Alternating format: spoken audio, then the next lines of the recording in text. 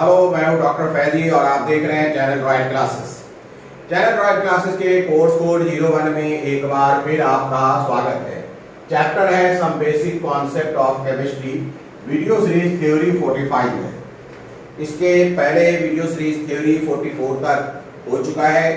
Video series theory 44 में हमने oxidation state के बारे में सीखा है और खास करके ये देखा था कि अगर आयनिक कंपाउंड है तो ऑक्सीडेशन स्टेट कैसे निकालते हैं, अगर कोवलेंट बॉन्ड बना हुआ है तब उसके कंडीशन में कैसे ऑक्सीडेशन स्टेट निकालेंगे, या फिर कोऑर्डिनेट बॉन्ड की हालत में कैसे ऑक्सीडेशन स्टेट निकालेंगे।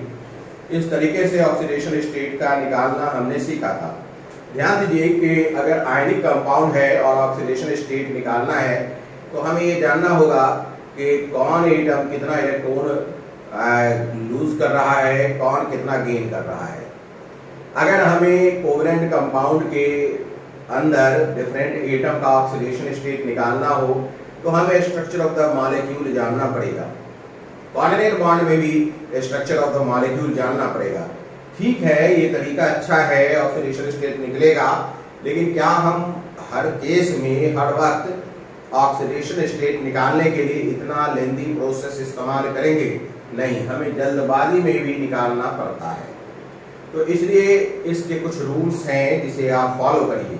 यह सब रूल अनुभव पर आधारित है। अनुभव मतलब ये जो हमने पिछले क्लास में देखा कि आयनिक कंपाउंड या कोवलेंट कंपाउंड या फिर कोऑर्डिनेट बॉन्ड के साथ कैसे ऑक्सीडेशन स्टेट निकलता है, उसी को जनरलाइज किया गया है। उसी को क्या किया गया है? जनरलाइज किया गया है। तो आज हम देखेंगे general rules for the determination of oxidation state. तो आज अपना टॉपिक है general rules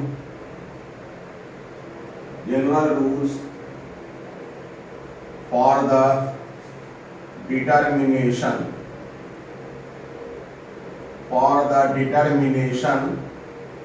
general rules for the determination of oxidation state। OS मतलब oxidation state। General rules for the determination of oxidation state।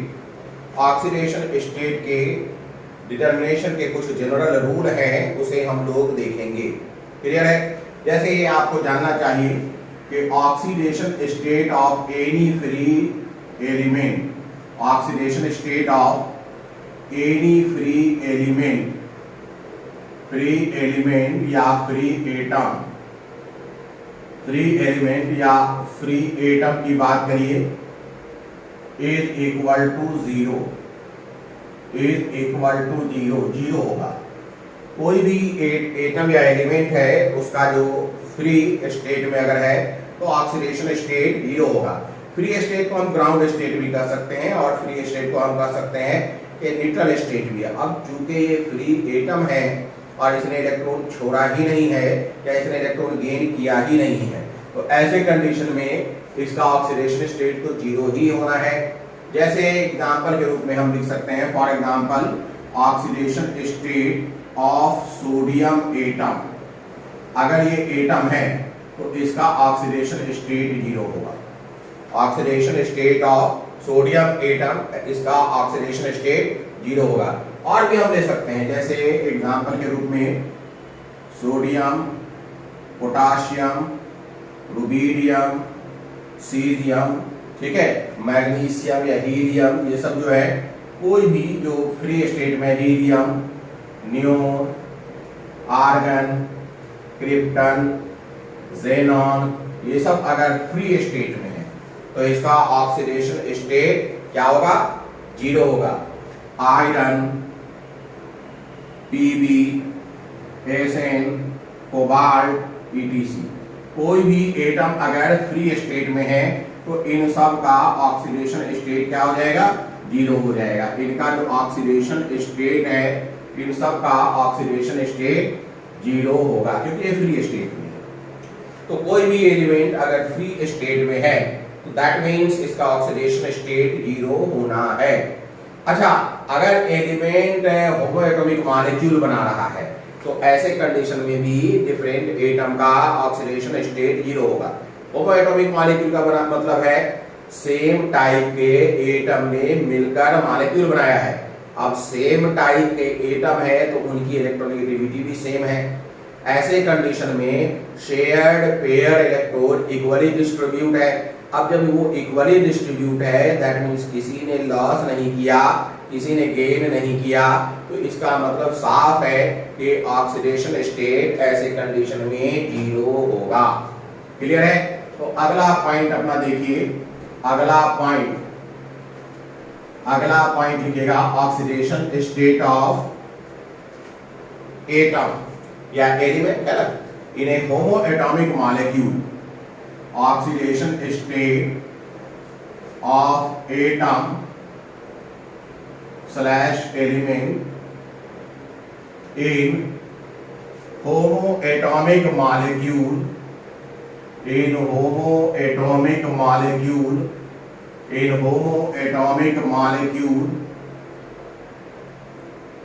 is 0।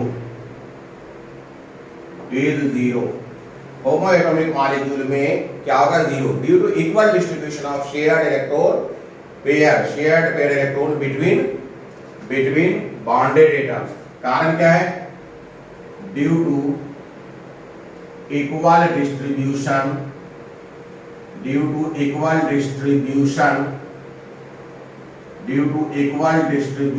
of shared paired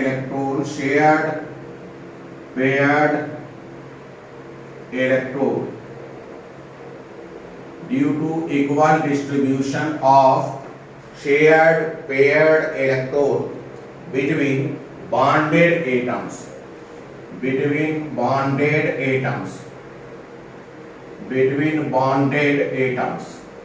clear है? जैसे example के रूप में फॉर एग्जांपल H2। अब ये देखिए H2 का क्या मतलब है? H2 का मतलब ये है कि यहाँ पर दो एटम जो कि सेम है, दोनों हाइड्रोजन एटम है, ये आपस में कोवलेंट बॉन्ड से जुड़े हुए हैं। तो इसमें डिस्ट्रीब्यूशन कैसा होगा? इक्वल डिस्ट्रीब्यूशन होगा। शेयर्ड पेयर इलेक्ट्रॉन जो है इक्वली डिस्ट्रीब्यूट करेगा, इसलिए ऑक्सीडेशन स्टेट क्या हो जाएगा? ऑक्सीडेशन स्टेट ऑफ H क्या हो जाएगा? Oxidation state of H atom is equal to 0 हो जाएगा। Oxidation state of H atom is equal to 0 हो जाएगा, क्योंकि इनमें शेयर्ड पेयर इलेक्ट्रॉन जो है इक्वल डिस्ट्रीब्यूट हो जाएगा दोनों एटम में इसलिए डिस्ट्रीब्यूट हो जाएगा क्योंकि दोनों की इलेक्ट्रोनेगेटिविटी सेम है। क्लियर है? वैसे ही हम देख सकते हैं O और O के बीच में डबल बॉन्ड है। इस बॉन्ड के कारण दो इलेक्ट्रॉन, इस बॉन्ड में 2 इलेक्ट्रॉन। क्लियर है? यहां देखिएगा, ये 2 इलेक्ट्रॉन इस ऑक्सीजन एटम का, ये 2 इलेक्ट्रॉन इस ऑक्सीजन एटम का। क्योंकि इक्वल डिस्ट्रीब्यूशन होगा, इलेक्ट्रोनेगेटिविटी ऑफ ऑक्सीजन एटम क्या है? दोनों में सेम होगा, तो देयर इज इक्वल डिस्ट्रीब्यूशन, इसलिए oxidation state of oxygen atom 0 होगा। इसलिए oxidation state of oxygen atom is equal to 0 होगा। वैसे ही देख रहे हैं आप नाइट्रोजन, नाइट्रोजन बॉन्ड 1 2 टोटल 6 हैं, but they are equally distributed. These 6 electrons are equally distributed between these 2 atoms. ये 6 इलेक्ट्रॉन एक समान रूप से दोनों एटम में वितरित हो जाएंगे, डिस्ट्रीब्यूट हो जाएंगे। कारण है कि दोनों सेम एटम है, दोनों की इलेक्ट्रोनेगेटिविटी सेम है, इसलिए कोई फर्क नहीं पड़ेगा। तो इसका मतलब है oxidation state of nitrogen atom इनमें क्या हो जाएगा? 0। Oxidation state of nitrogen atom इसमें 0 हो जाएगा। तो हम देखते हैं कि अगर होमो एटॉमिक मॉलिक्यूल है, ध्यान दीजिएगा, अगर होमो एटॉमिक मॉलिक्यूल है तो ऐसे कंडीशन में एटम का ऑक्सीडेशन स्टेट 0 होता है।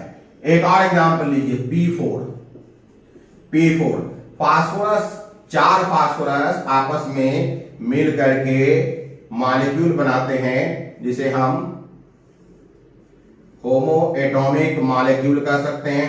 ये स्ट्रक्चर होता है, ये स्ट्रक्चर होता है। अब देखिए कोई भी बॉन्ड ले लें आप, यहां पर जो इलेक्ट्रॉन होगा वो इक्वली डिस्ट्रीब्यूट हो जाएगा, यहां जो इलेक्ट्रॉन है इक्वली डिस्ट्रीब्यूट होगा, यहां इलेक्ट्रॉन इक्वली डिस्ट्रीब्यूट होगा, यहां इलेक्ट्रॉन इक्वली डिस्ट्रीब्यूट होगा, इक्वली डिस्ट्रीब्यूट होगा, इक्वली डिस्ट्रीब्यूट होगा।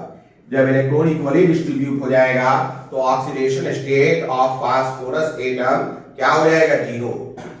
This implies oxidation state of phosphorus atom is equal to 0। Clear है? ऐसे ही हम देख सकते हैं S8 सल्फर जो है 8 सल्फर एक साथ जुड़ा रहता है और क्राउन शेप्ड मॉलिक्यूल बनाता है। S8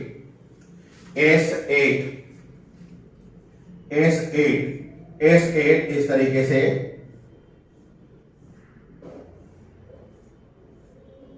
ये है, देखिए ये अपना S जुड़ा हुआ है, ये अपना S जुड़ा हुआ है, ये अपना S जुड़ा हुआ है, S।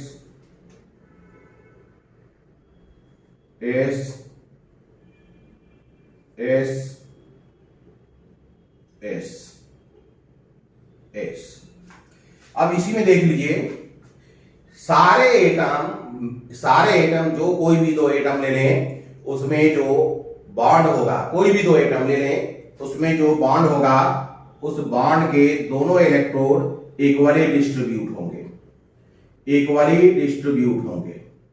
ये क्राउन शेप बनता है ना, इक्वली डिस्ट्रीब्यूट होंगे। इक्वली डिस्ट्रीब्यूट होने का मतलब है, इक्वली डिस्ट्रीब्यूट होने का मतलब है कि इसके किसी भी एटम पर कोई भी प्लस या माइनस चार्ज डेवलप नहीं करेगा, या कोई भी लॉस या गेन ऑफ इलेक्ट्रॉन का मामला नहीं बनेगा। जब लॉस और गेन ऑफ इलेक्ट्रॉन नहीं होना है तो ऑक्सीडेशन स्टेट इसका क्या हो जाएगा? 0। तो oxidation state of sulphur atom is equal to 0. Oxidation state of sulfur atom is equal to 0. Clear हो गई बात? तो चलिए ये था अपना एक और रूल।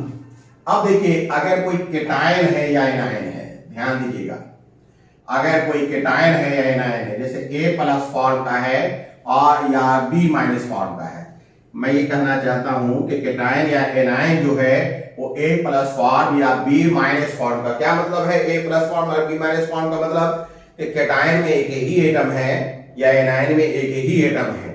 अगर केटायन एक ही एटम रखता है या एनायन एक ही एटम रखता है तो उसका ऑक्सीडेशन स्टेट उस केटायन पर मौजूद चार्ज या एनायन पर मौजूद चार्ज के बराबर होता है।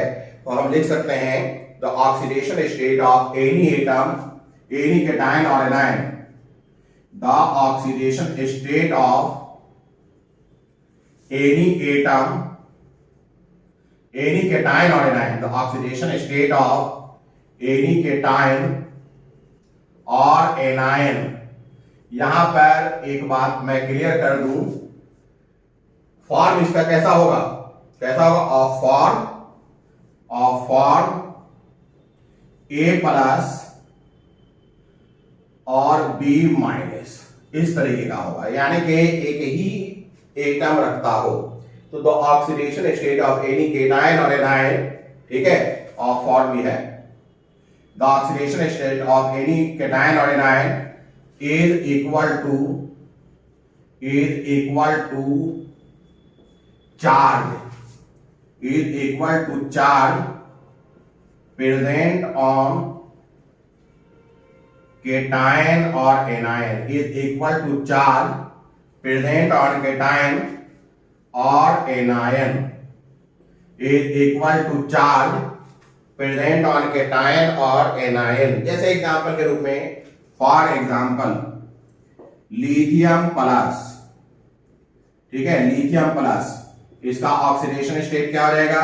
Oxidation state of lithium, lithium का in Li+, lithium in Li+, is equal to +1। अगर दिया हुआ है sodium Na+, oxidation state of sodium in Na+ is equal to +1। Lithium sodium के बाद अगर ये है potassium K+, oxidation state of potassium in K+ is equal to +1। मान लिया Mg2+ है, Mg2+, तो इसका मतलब है oxidation state of Mg in Mg2+ is equal to +2। मान लिया Ca2+ है, तो oxidation state of Ca in Ca2+ is equal to +2। तो इस तरीके से आप क्या देखेंगे कि कोई केटायन है तो उसका जो ऑक्सीडेशन स्टेट है उसका उस पर मौजूद चार्ज के बराबर है। ये केटायन का था, ये सब क्या है केटायन, ये सब केटायंस हैं। एनायंस की भी बात कर लें, ये सब केटायंस हैं, वैसे ही हम एनायंस की भी बात कर लें, मिटा दें। अगर कोई एनायन हो, जैसे मैं ये बात करूं फ्लोरीन F-, फ्लोराइड, जैसे एग्जांपल में मैं फ्लोराइड ले लूं F-। F- का मतलब है oxidation state of fluorine atom in F-, fluorine atom in F- is equal to -1। Cl- मतलब है oxidation state of chlorine atom in Cl- is equal to -1। Br- मतलब है oxidation state of Br atom in Br- is equal to -1। O2- मतलब है oxidation state of oxygen atom in O2- is equal to -2। ठीक है। अगर मैं कहूं N3- मतलब है oxidation state of nitrogen atom, है ना, इन N3- इज इक्वल टू -3। अगर मैं कहूं S2- मतलब है oxidation state of sulphur atom in S2- is equal to -2। तो ये अपना एग्जांपल हो गया एनायन का। कौन से केटायन, कौन से एनायन जो सिंगल एटम रखते हो, ये सब एनायंस हैं जो सिंगल एटम रखते हो। तो आपको ये अंदाजा हो गया होगा कि अगर हम केटायन या एनायन की बात करते हैं, इसे हम सिंपल केटायन भी कर सकते हैं, केटायन सिंपल एनायन भी कर सकते हैं। अगर कोई केटायन और एनायन है जिसमें एक ही एटम है तो उस एटम का ऑक्सीडेशन स्टेट केटायन या एनायन पर मौजूद चार्ज के बराबर होगा। क्लियर हो गई बात। अगला रूल ये है कि अगर केटायन या एनायन कॉम्प्लेक्स है, अगर केटायन या एनायन कॉम्प्लेक्स है, ध्यान दीजिएगा, अगर केटायन या एनायन कॉम्प्लेक्स है तो ऐसे कंडीशन में सारे मौजूद एटम के ऑक्सीडेशन स्टेट का समेशन यानी जोड़ उस पर मौजूद केटायन, उस पर मौजूद चार्ज के बराबर होगा। अगर केटायन है तो पॉजिटिव चार्ज के और एनायन है तो नेगेटिव चार्ज के बराबर होगा। यानी कि कॉम्प्लेक्स आयन में क्या होगा, जहां के दो या दो से अधिक एटम है तो summation of oxidation state of all atom, सारे एटम के ऑक्सीडेशन स्टेट लिख लीजिए, लिखेगा in complex ion, in complex ion. भाई कॉम्प्लेक्स आयन मतलब ion made up of more than two, ion made up of more than two atom, more than one atom in complex ion that means ion made up of more than one atom. Clear है? In complex ion the summation of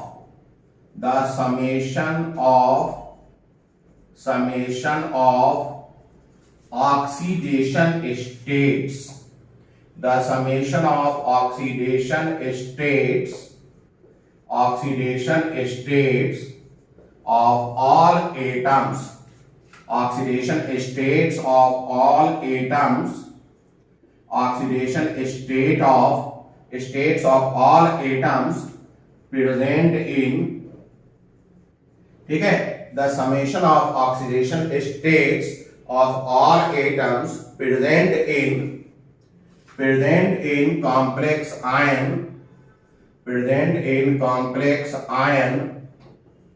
is equal to present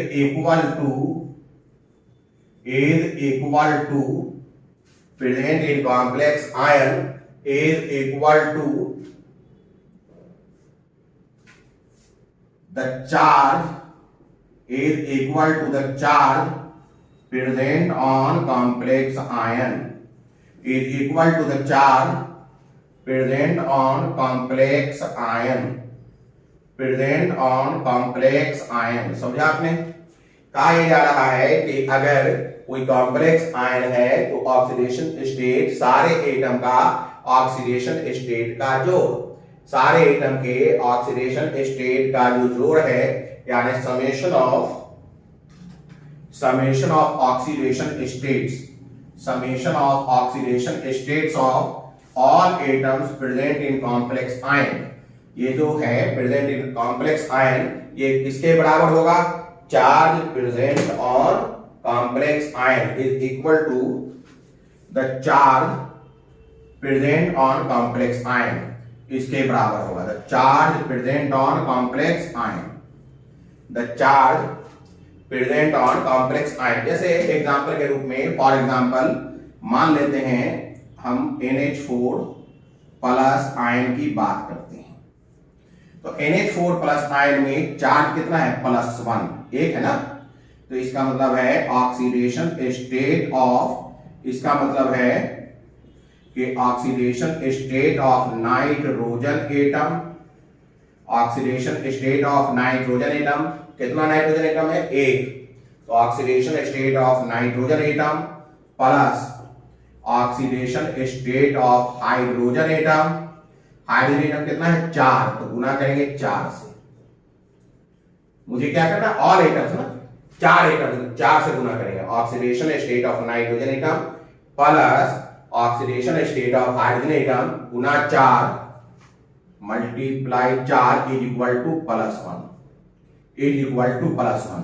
तो अगर हम nitrogen atom के oxidation state को और hydrogen atom के oxidation state को, चारों हाइड्रोजन एटम के ऑक्सीडेशन स्टेट को जोड़ दें तो मुझे +1 मिलना चाहिए। क्लियर है? जैसे अगर हम SO4 की बात करें तो इसका मतलब है oxidation state of sulphur atom plus, ठीक है, oxidation state of oxygen atom, oxygen atom अपने पास कितना है? 4 into 4 should be equal to -2, किसके बराबर होना चाहिए? -2 के। जैसे अगर हम ले लें PO4 3- तो क्या हो जाएगा? Oxidation state of phosphorus atom plus oxidation state of oxygen atom, है ना भाई, क्योंकि 4 ऑक्सीजन एटम है, into 4 should be equal to -3। बात समझ में आ रहा है? तो इस तरीके से आप कॉम्प्लेक्स आयन के ऑक्सीडेशन स्टेट के, सारे एटम के ऑक्सीडेशन स्टेट के समेशन को उस पर मौजूद चार्ज के बराबर लिखेंगे। क्लियर है? चलिए, ये अब हम लोगों ने समझ लिया। लेकिन अगर आयन ना हो, कैटायन ना हो, एनायन ना हो, न्यूट्रल मॉलिक्यूल हो, तब क्या होगा? न्यूट्रल मॉलिक्यूल का अगर केस होगा तो summation of all atoms present in neutral molecule is equal to 0, present in neutral molecule is equal to 0 लिखेगा। in case of neutral molecule लिखेंगे आप in case, अगला पॉइंट है in case of neutral molecule, in case of neutral molecule, in case of neutral molecule है ना, summation of oxidation state, summation of oxidation state of all atoms, in case of neutral molecule, summation of oxidation state of all atoms, summation of oxidation state of all atoms present in neutral molecule, present in neutral molecule, present in neutral molecule is equal to 0, present in neutral molecule, present in neutral molecule is equal to 0, is equal to 0 है कि नहीं। तो इसमें क्या है, जैसे charge के case में था अपना के इक्वल टू चार्ज था कैटायन और एनायन के केस में, लेकिन यहाँ क्या है, summation of oxidation state of all atoms present in neutral molecule वो 0 के बराबर होगा, is equal to 0, is equal to 0 किसके बराबर होगा, 0 के बराबर होगा। जैसे एग्जाम्पल के रूप में अगर हम बात करें, फॉर एग्जाम्पल जैसे एग्जाम्पल के रूप में बात किया जाए H2SO4, H2SO4 तो इसका मतलब है oxidation state of hydrogen atom. अपने को बताना है हाइड्रोजन एटम कितने हैं, 2, यहां 2 है ना, तो इंटू 2 कर देंगे, plus oxidation state of sulphur atom, oxidation state of sulphur atom plus oxidation state of oxygen atom. Oxygen atom अपने को कितना है, 4, तो इंटू 4 इज इक्वल टू 0 होगा। कोई भी मॉलिक्यूल हो, एक दो और देख लेते हैं, जैसे मान लेते हैं K2Cr2O7, K2Cr2O7 क्या मतलब है, ऑक्सीडेशन स्टेट ऑफ पोटाशियम, ठीक है, पोटाशियम एटम इंटू 2, क्योंकि ये 2 हैं, into 2 plus oxidation state of chromium into 2 plus oxidation state of chromium atom into 2 plus oxidation state of oxygen atom into 7 बराबर 0 होगा। तो कोई भी अगर न्यूट्रल मॉलिक्यूल का मामला हो तो बहुत आसान है, न्यूट्रल मॉलिक्यूल का अगर केस होगा तो सभी के ऑक्सीडेशन स्टेट को अगर हम जोड़ देते हैं, सभी के ऑक्सीडेशन स्टेट को अगर हम जोड़ देते हैं तो जोड़ने के बाद जो उनका वैल्यू आएगा, सम का वैल्यू आएगा वो 0 के बराबर होगा। चलिए अब अगला रूल्स देखते हैं, अगला रूल देखते हैं। अगला रूल ये है कि अगर मेटल ने एलॉय बनाया है, एलॉय जिसे हम मिश्र धातु भी बोलते हैं, alloy is nothing but the solution of metal. Alloy में मेटल के सॉल्यूशन होते हैं, एक से अधिक मेटल को मिला दिया जाता है तो उसे हम एलॉय कहते हैं। क्लियर है, मिलाया जाता है सॉल्यूशन के तौर पर, हेट्रोजेनस नहीं, होमोजेनसली मिलाया जाता है। तो इन केस ऑफ एलॉय मतलब solid solution of metal, solid solution of metal, solid solution of metal, solid solution of metal कह सकते हैं, solid solution of metal. In case of alloy यानी सॉलिड सॉल्यूशन ऑफ मेटल कह सकते हैं। इसमें जो एटम्स होते हैं, इसमें जो एटम्स होते हैं उनके ऑक्सीडेशन स्टेट 0 होगा। ये नहीं कि इसमें जो सॉल्यूशन बना है तो इसमें कोई ये नहीं है कि आप इसमें कुछ भी आप कर दें, जैसे सोडियम और मर्क्यूरी है, तो ऑक्सीडेशन स्टेट सोडियम का भी जीरो, मर्क्यूरी का भी जीरो। देखिए ऑक्सीडेशन स्टेट को दर्शाने के लिए, रिप्रेजेंट करने के लिए ठीक एटम के सर पर वैल्यू लिख दिया जाता है। क्लियर है? ये एक मेटालिक बॉन्ड है। सोडियम और मर्क्यूरी के बीच जो बॉन्ड बना है वो एक मेटालिक बॉन्ड है। कैसा बॉन्ड है? मेटालिक बॉन्ड है। अपने चैप्टर केमिकल बॉन्ड में हम लोग मेटालिक बॉन्ड भी डिटेल से पढ़ेंगे। मेटालिक बॉन्ड क्या होता है पढ़ेंगे। जैसे अगर हम मान लें कॉपर और जिंक की बात कर लें, ठीक है, ये भी एक मेटालिक बॉन्ड है। मेटालिक बॉन्ड है। क्लियर है? ये भी एक मेटालिक बॉन्ड है। इसके भी ऑक्सीडेशन स्टेट जीरो होंगे। तो अगर एलॉय फॉर्म कर रहा है तो उसमें मेटल एटम का ऑक्सीडेशन स्टेट जीरो होगा। क्लियर है? अब हम देखते हैं इन केस ऑफ एलोट्रॉप्स। लिखेगा इन केस ऑफ एलोट्रॉप्स। अब लिखेंगे आप इन केस ऑफ एलोट्रॉप्स। एलोट्रॉप्स किसे कहते हैं? अगला लिखेंगे आप इन केस ऑफ एलोट्रॉप्स। अगला लिखेगा इन केस ऑफ एलोट्रॉप्स। एलोट्रॉप्स का मतलब है कि कुछ एलिमेंट्स, ध्यान दीजिएगा, कुछ एलिमेंट्स एक से अधिक फिजिकल फॉर्म में होते हैं। एक से अधिक फिजिकल फॉर्म में होते हैं। तो ये जो एक से अधिक फिजिकल फॉर्म है वो एक दूसरे के एलोट्रॉप्स कहलाते हैं। जैसे बहुत ही फेमस एग्जांपल है कार्बन। कार्बन जो है ग्राफाइट के रूप में भी मिलता है, डायमंड के रूप में भी मिलता है, बकमिस्टर्ड फ्लोरीन के रूप में भी मिलता है, जिसे हम बक्की बॉल भी कहते हैं। तो चाहे वो कोई भी रूप में मिल रहा हो, अगर वो एलोट्रॉप्स है तो एलोट्रॉप्स के अंदर एटम का ऑक्सीडेशन स्टेट जीरो होगा। क्लियर है? एलोट्रॉप्स के बारे में आप लिखिएगा different physical form of same element. Different physical form of same element. Different physical form of same element. Form of same element. एक ही एलिमेंट के डिफरेंट फिजिकल फॉर्म। ये जो एलोट्रॉप्स हैं इनके फिजिकल प्रॉपर्टी में तो डिफरेंस आएगा, बट केमिकल प्रॉपर्टी में डिफरेंस नहीं आता है।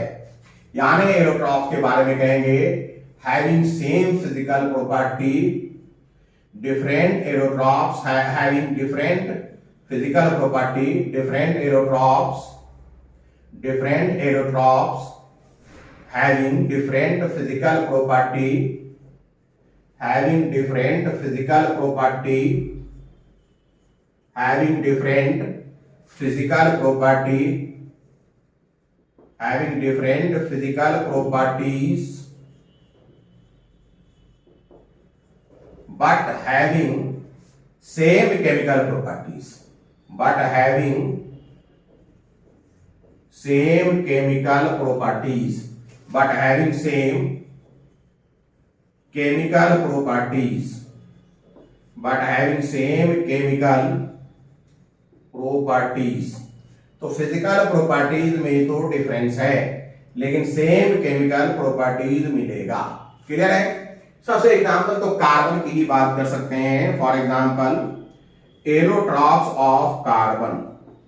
For example allotropes of carbon. For example allotropes of carbon.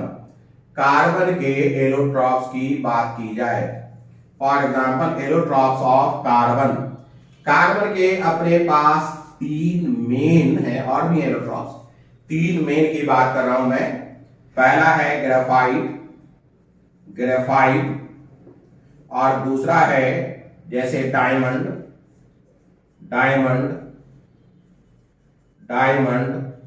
और तीसरा है बकमिस्टर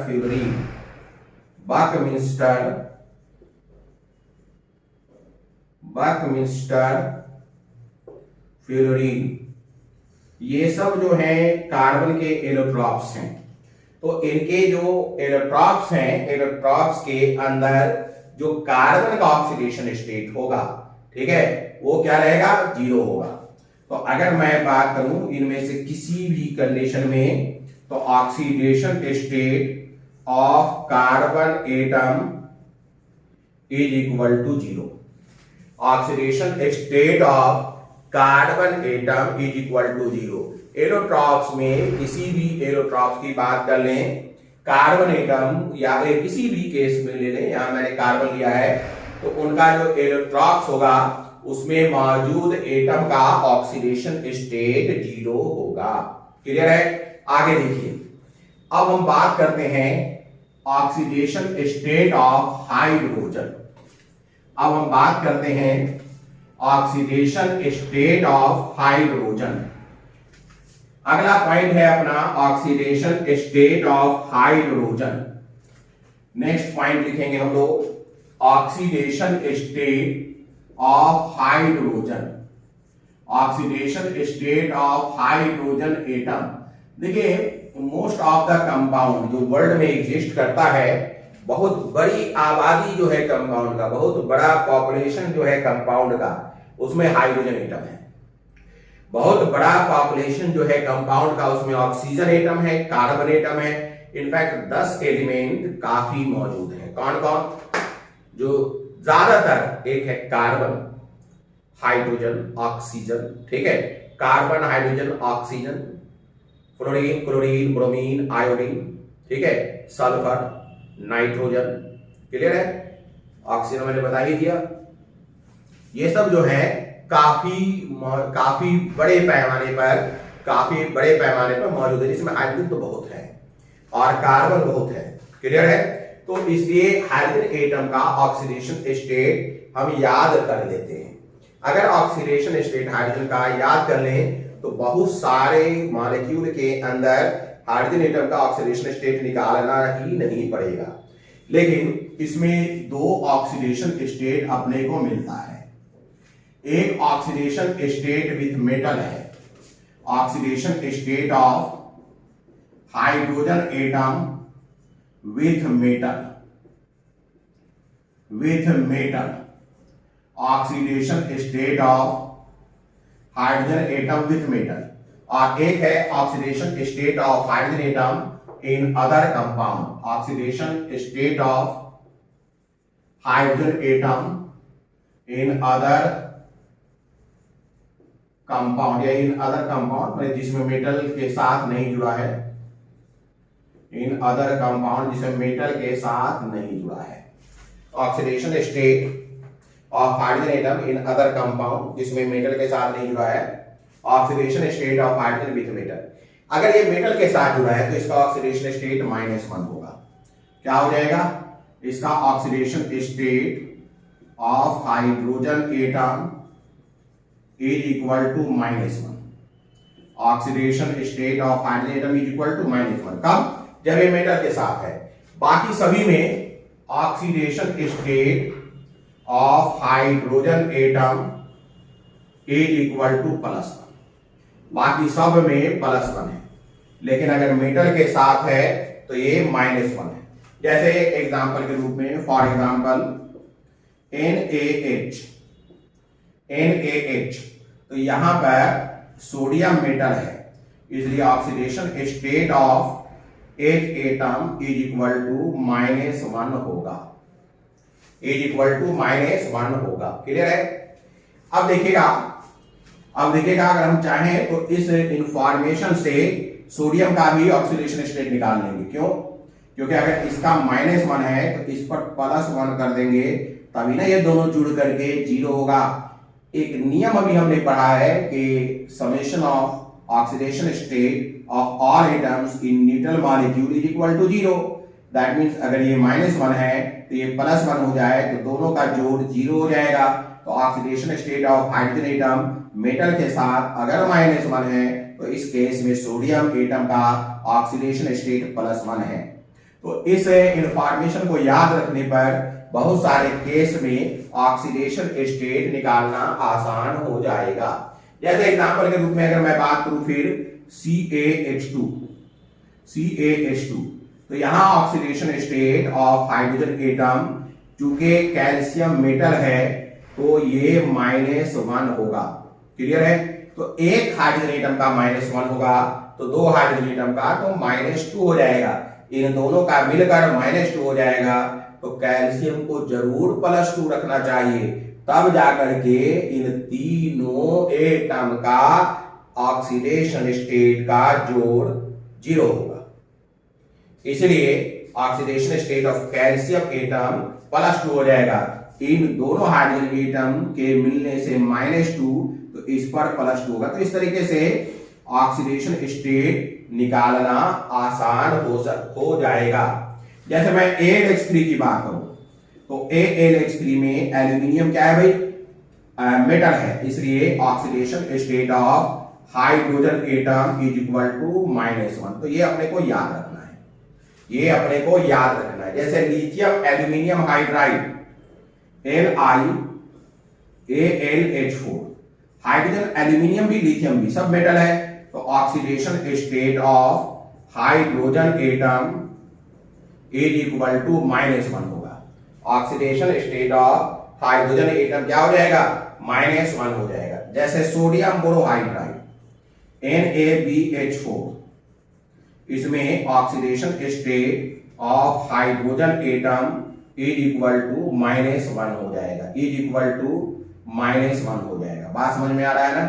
यानी कहने का मतलब है कि हम आसानी के साथ, ध्यान दीजिएगा, आसानी के साथ ऑक्सीडेशन स्टेट निकाल सकते हैं, आसानी के साथ दूसरे का भी ऑक्सीडेशन स्टेट निकाल सकते हैं। तो ये ध्यान दीजिएगा कि हाइड्रोजन एटम अगर मेटल के साथ है, हाइड्रोजन एटम अगर मेटल के साथ है, तो उसमें हाइड्रोजन एटम का ऑक्सीडेशन स्टेट -1 होगा।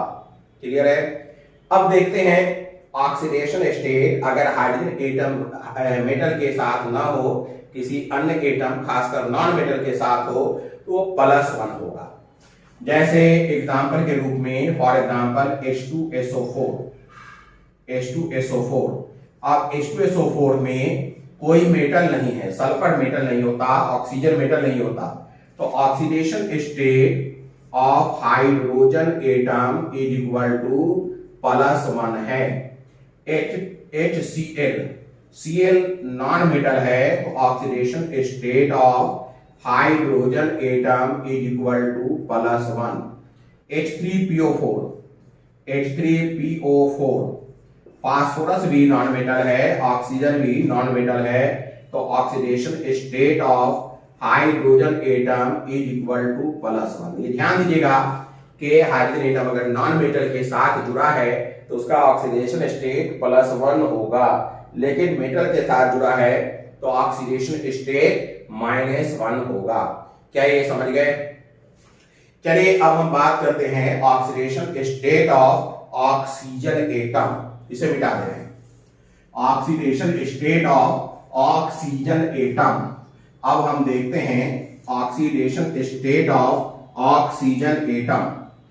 लिखेंगे हम oxidation state of oxygen atom, oxidation state of oxygen atom.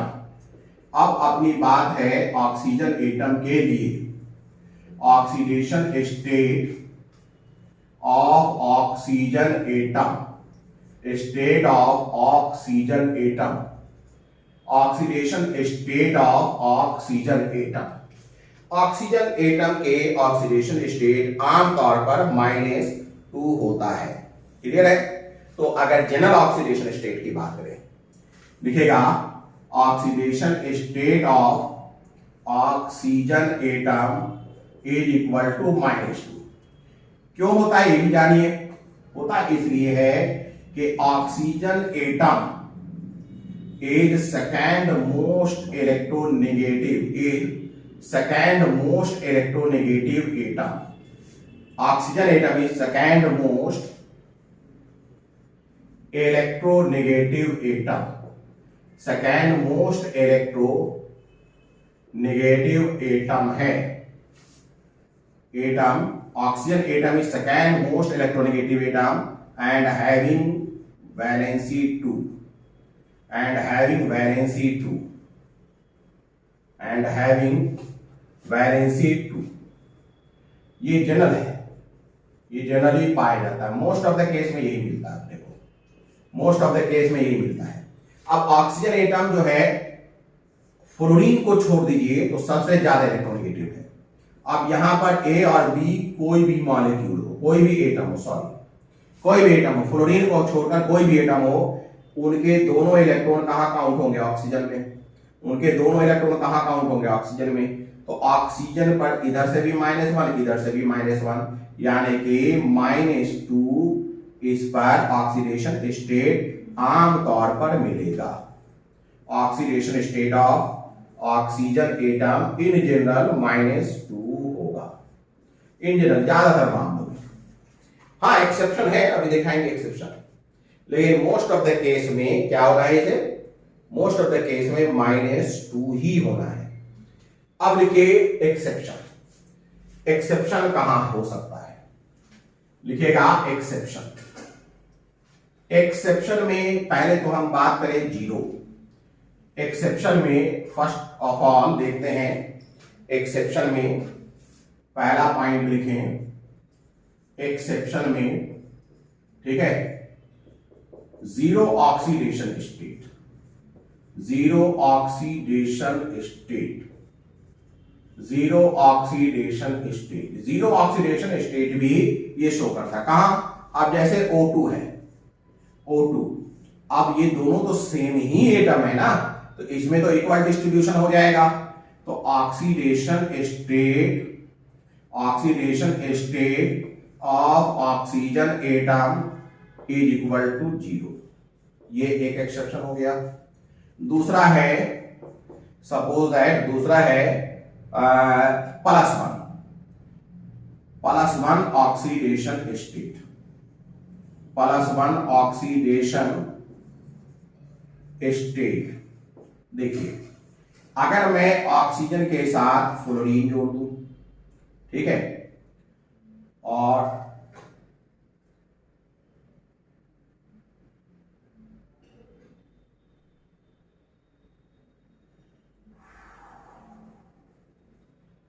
+2, +1 oxidation state O2F, +2 कर लेते हैं, +2 ऑक्सीडेशन स्टेट।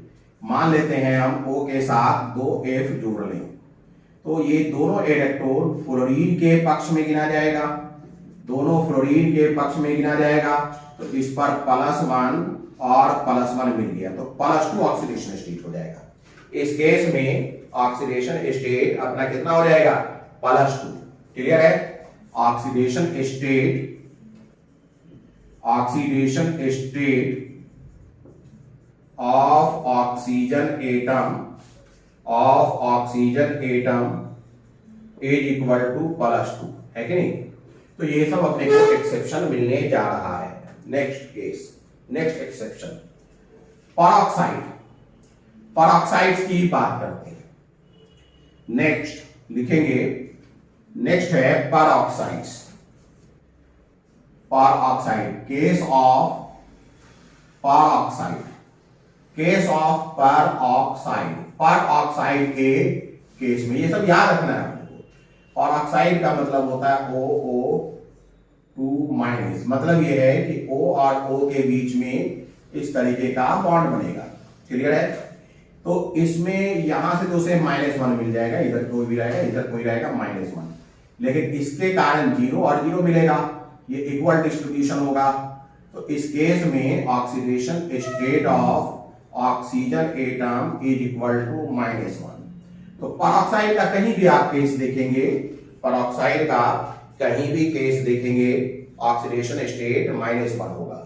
कुछ important peroxide, for example H2O2 hydrogen peroxide, H2O2 hydrogen peroxide, Na2O2 SrO2, Na2O2 SrO2 BaO2, ये सब परऑक्साइड्स हैं।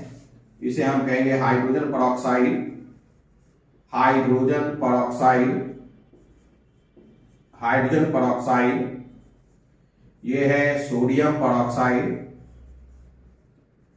Sodium peroxide, sodium peroxide. अच्छा यहां देखिए H2 है, Na2 है, O2 भी है।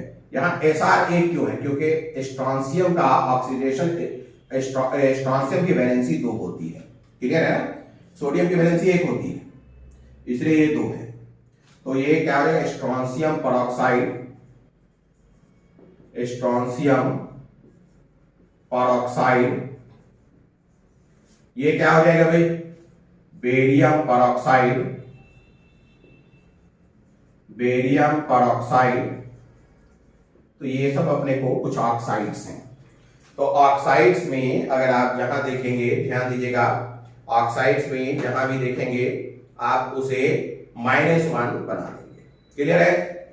अब देखेंगे केस ऑफ सुपर ऑक्साइड्स। अब लिखिएगा case of super oxide. Next case लिखिएगा केस ऑफ सुपर ऑक्साइड। अगला पॉइंट हम लिखेंगे case of super oxide, case of super oxide. देखिए सुपर ऑक्साइड है ना, ध्यान दीजिएगा, O पर अगर 2- हो तो नॉर्मल ऑक्साइड, इसे हम कहते हैं नॉर्मल ऑक्साइड। O2 पर 2- हो तो इसे कहते हैं पर ऑक्साइड, ठीक है? और O2 पर अगर -1 हो तो इसे कहते हैं सुपर ऑक्साइड, सुपर ऑक्साइड। और O3 पर अगर -1 हो तो इसे कहते हैं ओजोनाइड, ओजोनाइड। बात समझ में आ रहा है? इसे क्या कहते हैं? ओजोनाइड। तो ये ध्यान रखिएगा कि अगर ऑक्सीजन पर, एक ऑक्सीजन एटम पर, बात समझ में आ रहा है ना, एक ऑक्सीजन एटम पर 2 नेगेटिव चार्ज हो तो नॉर्मल ऑक्साइड्स, अगर O2 पर 2 नेगेटिव चार्ज हो तो पर ऑक्साइड्स, O2 पर 1 नेगेटिव चार्ज हो तो सुपर ऑक्साइड्स, और O3 पर 1 नेगेटिव चार्ज हो तो ओजोनाइड। क्लियर हो गई बात? Any doubt? तो हम लोग सुपर ऑक्साइड्स की बात कर रहे हैं। सुपर ऑक्साइड्स कैसे पहचानेंगे? जैसे एग्जांपल के रूप में, example of super oxide, super oxide कैसे पहचानेंगे वो चेक करिए। जैसे KO2, अब K की वैलेंसी 1 है तो ये O2 की वैलेंसी कितनी होगी? O2 की कंबाइंड वैलेंसी -1 होगा, तभी KO2 बनेगा, है ना? RbO2, RbO2, CSO2, ये सब क्या हो गया? Super oxides, super oxides. क्योंकि इसकी वैलेंसी 1 है, ये +1 रखता है, ये +1 रखता है, ये +1 रखता है, इसका ऑक्सीडेशन स्टेट, इसका -1 होगा, इसका -1 होगा, इसका -1 होगा। अभी हम आपको बताएंगे कि अल्कली मेटल का +1 होता है, ये भी बताएंगे, ये भी अभी बताएंगे। तो ये +1 है तो ये -1 है। तो ऐसे कंडीशन में, इस कंडीशन में प्रत्येक एटम का ऑक्सीडेशन स्टेट कितना मानेंगे? Oxidation state of oxygen atom in superoxide, in superoxide, in superoxide is equal to -12, in superoxide is equal to -12। बात समझ में आ रहा है? कहीं कोई दिक्कत? अब हम लिखेंगे नेक्स्ट केस ऑफ ओजोनाइड, मिटा दें इसे, केस ऑफ ओजोनाइड। ओजोनाइड के केस में क्या होगा? केस ऑफ ओजोनाइड, अगला केस है अपना case of ozonide, case of ozonide. Ozonide के केस में बात करें, जैसे ओजोनाइड का मतलब है KO3, O3, K अगर +1 है तो O3 -1 होगा, तभी तो ओजोनाइड होगा, है कि नहीं? तो इसमें oxidation state of oxygen atom is equal to -1/3 बताएंगे। क्लियर हो गई बात? कहीं कोई दिक्कत? अब हम देखते हैं +1 ऑक्सीडेशन स्टेट का भी एक एग्जांपल देख लें। देखिए अगर हम कहें O2F2, तो O2F2 में 2 ऑक्सीजन एटम है और 1 FF है। तो अब आप बताइए खुद, यहां क्या हो जाएगा? -1 तो ये +1, यहाँ क्या हो जाएगा -1 तो ये +1, और यहाँ इक्वल डिस्ट्रीब्यूशन तो oxidation state of oxygen atom is equal to +1। तो इतने एक्सेप्शंस भी आपको दिखेगा, मिलेगा। क्लियर है? चलिए, तो इस तरीके से हमने ऑक्सीजन एटम की बात समझ ली। ऑक्सीजन एटम के केस में ऑक्सीडेशन स्टेट निकालना अब अपने को आसान हो गया है। बहुत आसानी के साथ हम डिफरेंट केस में ऑक्सीजन एटम का ऑक्सीडेशन स्टेट निकाल लेंगे, कोई दिक्कत? चलिए, अब एक और नोट करा के लिख देते हैं। लिखिए नोट करके लिखिएगा स्टेबल परऑक्साइड्स एंड सुपरऑक्साइड्स, लिखिएगा नोट। ठीक है, परऑक्साइड्स एंड सुपरऑक्साइड्स की अगर बात करें तो are stable only of S block. S block element के ही परऑक्साइड एंड सुपरऑक्साइड्स स्टेबल होते हैं। क्लियर हो गई बात? तो हम लिख सकते हैं परऑक्साइड एंड सुपरऑक्साइड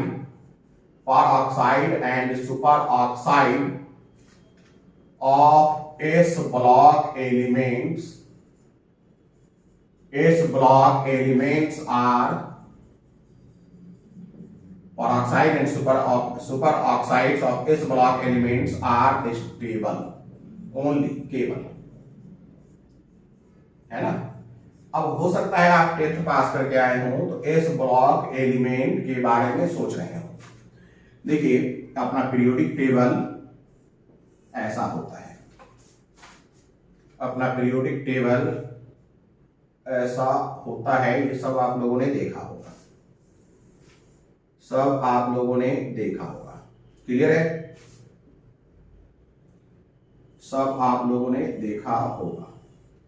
नहीं देखा है तो बड़ी गंभीर बात है कि आपने 10th पास कर लिया है। ठीक है, ये एस ब्लॉक है, इसमें मिलने वाले सारे एलिमेंट एस ब्लॉक कहलाते हैं। ये डी ब्लॉक है, इसमें मिलने वाले सारे एलिमेंट डी ब्लॉक कहलाता है। ठीक है, ये पी ब्लॉक है, इसमें मिलने वाले सारे एलिमेंट बी ब्लॉक कहलाता है। नीचे भी अपने को 2 रो मिलता है, ठीक है ना। ये जो है एफ ब्लॉक एलिमेंट है, इसमें मिलने वाले सारे एलिमेंट को एफ ब्लॉक कहते हैं। एक चैप्टर अपने को पढ़ना है बेसिक कॉन्सेप्ट ऑफ केमिस्ट्री के बाद स्ट्रक्चर ऑफ एटम, फिर क्लासिफिकेशन ऑफ एलिमेंट्स और केमिकल बॉन्डिंग। तो क्लासिफिकेशन ऑफ एलिमेंट्स में एस ब्लॉक क्या है, पी ब्लॉक क्या है, डी ब्लॉक क्या है, एफ ब्लॉक क्या है, किस तरीके से इसे अरेंज किया गया है, इन सब पर हम बहुत ही विस्तार से बात करेंगे। फिलहाल आप जानिए कि पीरियोडिक टेबल का ये पार्ट एस ब्लॉक है, ये डी ब्लॉक है, ये पी ब्लॉक है और नीचे के 2 जो हैं एफ ब्लॉक है। एस ब्लॉक 2 पार्ट में बटे होते हैं। एस ब्लॉक में 2 ग्रुप्स होते हैं, एस ब्लॉक में 2 ग्रुप्स होते हैं। इसे हम G1 कहते हैं और इसे हम G2 कहते हैं। Group 1, group 2, group 1, group 2। Clear है? तो ये जो परऑक्साइड्स एंड सुपरऑक्साइड्स के जो है वो एस ब्लॉक एलिमेंट्स के साथ ही स्टेबल है, जो ग्रुप 1 और ग्रुप 2 एलिमेंट के साथ ही स्टेबल है। क्लियर हो गई बात? कहीं कोई दिक्कत? ये कॉपी कर लीजिए। अब ग्रुप 1 क्या है, ग्रुप 2 क्या है, ये भी मैं बताता चलूं। ग्रुप 1 क्या है, ग्रुप 2 क्या है, ये भी मैं बताता चलूं। ग्रुप 1 का मतलब है अल्कली मेटल। ग्रुप 1 का मतलब है, एक तो इसका पुराना नाम भी है फर्स्ट ए, 1A मतलब है अल्कली मेटल। एम मतलब अल्कली मेटल, इस ग्रुप को अल्कली मेटल कहते हैं। इसमें कौन कौन एलिमेंट है? Lithium, sodium, potassium, rubidium, caesium and francium. Clear है? दूसरा जो ग्रुप है वो है G2, इसे हम सेकेंड ए भी बोलते हैं। इसे हम अल्कलाइन अर्थ मेटल AEMG बोलते हैं। अल्कलाइन अर्थ मेटल भी बोलते हैं, अल्कलाइन अर्थ मेटल भी बोलते हैं, अल्कलाइन अर्थ मेटल भी बोलते हैं। इसमें कौन कौन है? Beryllium, magnesium, calcium, strontium, barium, radium, है ना।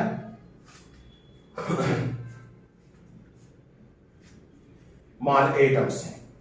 तो इनके जो परऑक्साइड्स एंड सुपरऑक्साइड्स हैं ये काफी स्टेबल होते हैं। इसमें भी सभी नहीं, देखिए इसमें एक शॉर्ट टेक्निक मैं बता दूं जिसे आपको परऑक्साइड और सुपरऑक्साइड्स के याद रखने में आसानी होगी।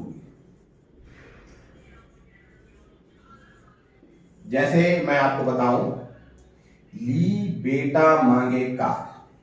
ली चाइनीज नेम है, बेटा मांगे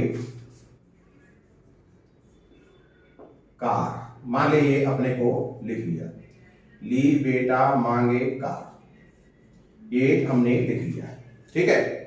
ये ली बेटा मांगे कार ऑक्साइड्स होते हैं, ऑक्साइड्स। ये स्टेबल ऑक्साइड्स बनाते हैं। ली मतलब लिथियम, लिथियम के ऑक्साइड्स स्टेबल होते हैं। बेटा मतलब बेरिलियम, मांगे मतलब मैग्नीशियम, कार मतलब कैल्शियम। तो अगर मुझे ली बेटा मांगे कार वर्ड याद हो तो हम आसानी से कहेंगे लिथियम का ऑक्साइड्स, बेरिलियम का ऑक्साइड्स, मैग्नीशियम का ऑक्साइड्स एंड कैल्शियम का ऑक्साइड्स क्या है? ऑक्साइड्स स्टेबल है।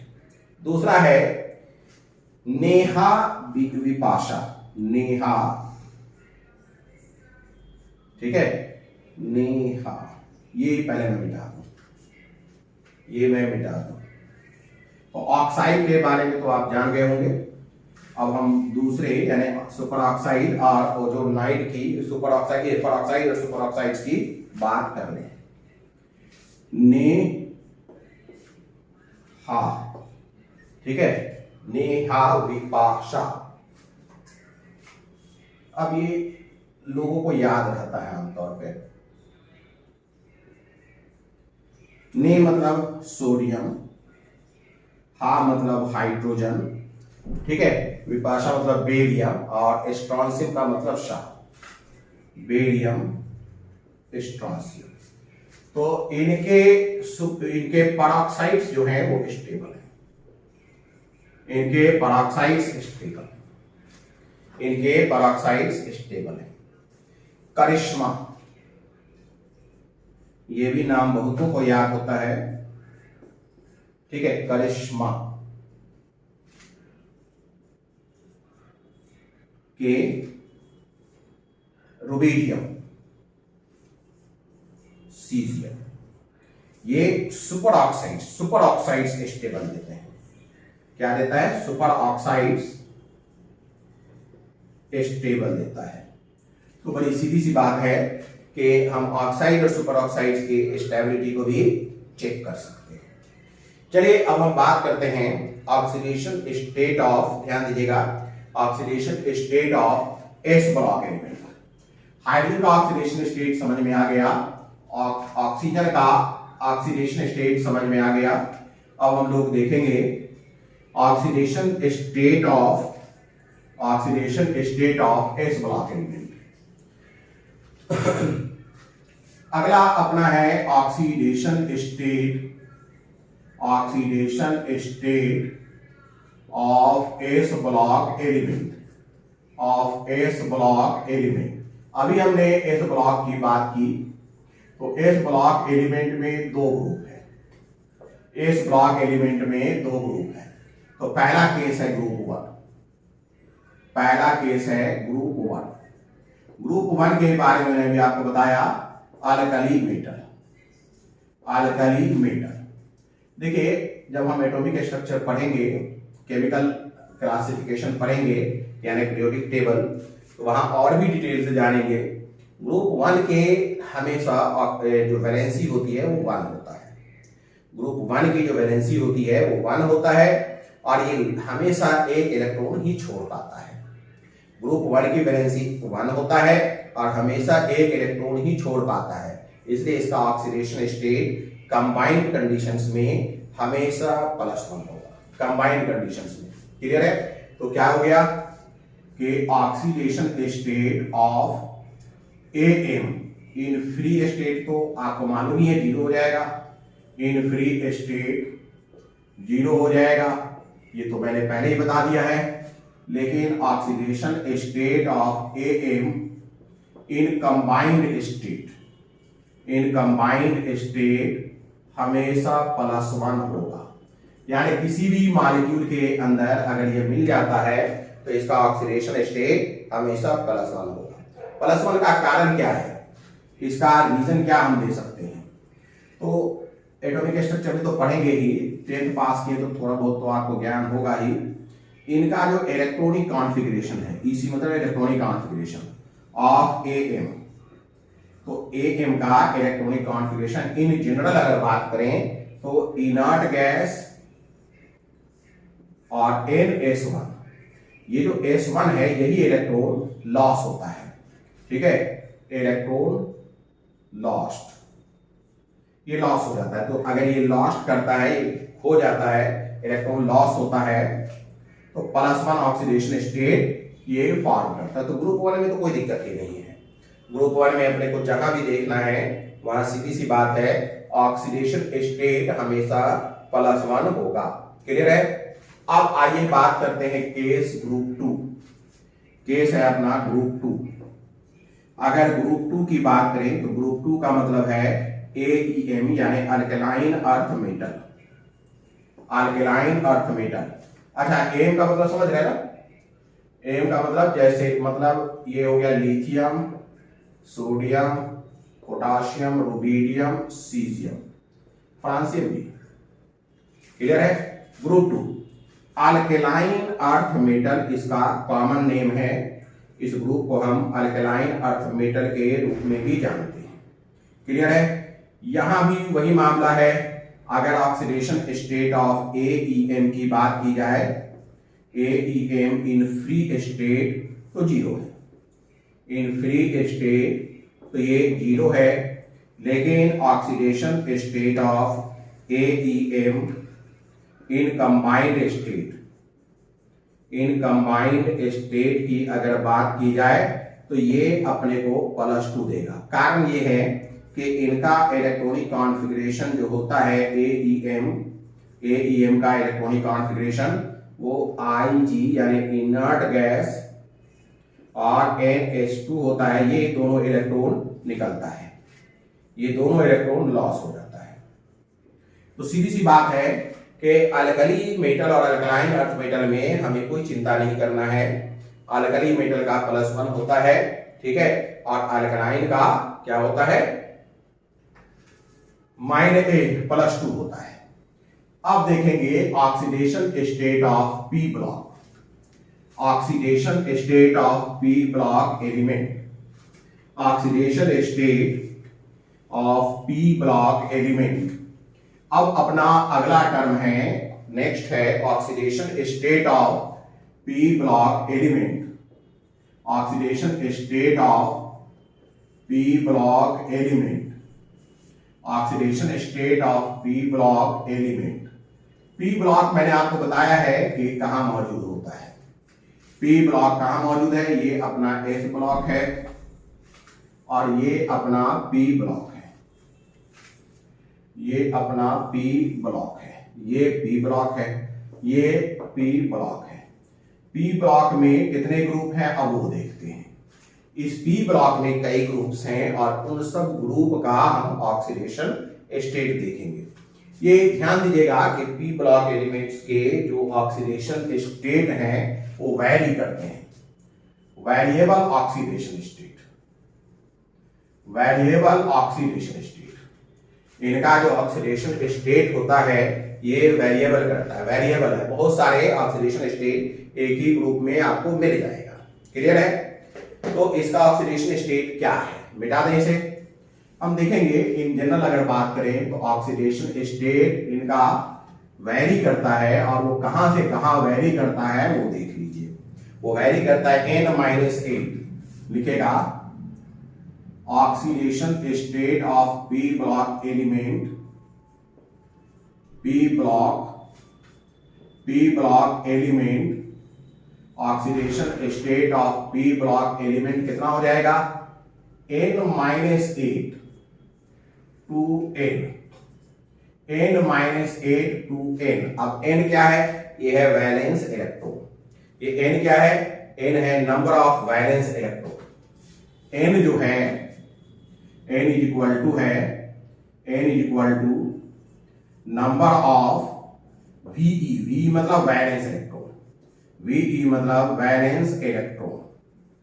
वैलेंस इलेक्ट्रॉन का मतलब है यहां पर इस कंडीशन में वैलेंस इलेक्ट्रॉन का मतलब है इलेक्ट्रॉन्स, वैलेंस इलेक्ट्रॉन का मतलब है electrons present in outermost shell, electrons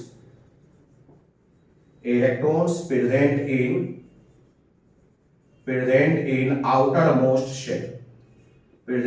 outermost shell, shell मतलब समझते हैं orbit, electron present in outermost shell, किसमें, for P block element, for P block element की बात हो रही है। तो ये है n number of valence electron. तो oxidation state of P block element n-8 से लेकर n तक वेरी करेगा। क्लियर होगी बात, कहीं कोई दिक्कत, एनी डाउट?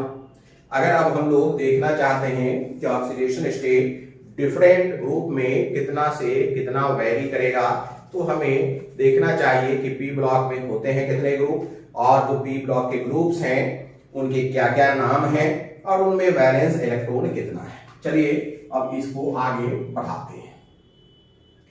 अगर पी ब्लॉक की बात करें तो ग्रुप 13 से शुरू होता है। किससे शुरू होता है, ग्रुप 13 से, ग्रुप 13 से ये शुरू होता है। तो अगर मैं बात करूं, ध्यान दीजिएगा, तो ये है ग्रुप नंबर, मैं लिख रहा हूं ग्रुप नंबर, जी नंबर, ग्रुप नंबर। क्लियर है, ये मैं लिख रहा हूं ग्रुप नंबर, और ये लिख रहा हूं n, n मतलब वैलेंस इलेक्ट्रॉन, वैलेंस इलेक्ट्रॉन। देखिए ग्रुप 13, ग्रुप 13 को थर्ड ए भी बोलते हैं, नया अब यही है, पहले थर्ड ए बोलते थे। इसमें वैलेंस इलेक्ट्रॉन अपने को मिलेगा 3, इलेक्ट्रॉनिक कॉन्फ़िगरेशन में हम जानेंगे, मिलेगा 3। क्लियर है, ये ग्रुप 14 है, ग्रुप 14।